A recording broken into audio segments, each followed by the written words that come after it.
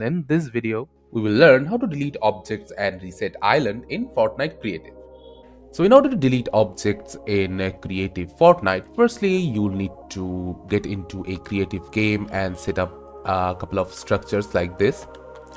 After you have set it up the structures, all you need to do is press the 1 button for you and switch to the tab mode. After that, in order to delete a structure, you will just need to hover over that structure and press X. So if I press X on this structure, it will be deleted. And in order to reset your island to its default form, all you need to do is press escape to go to the settings menu. From here, under the gear icon, you have to choose the 3 bars. From here, click on Island Settings.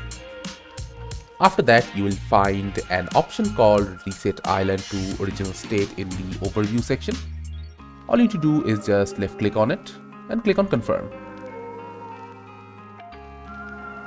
Now we'll go back to our island again.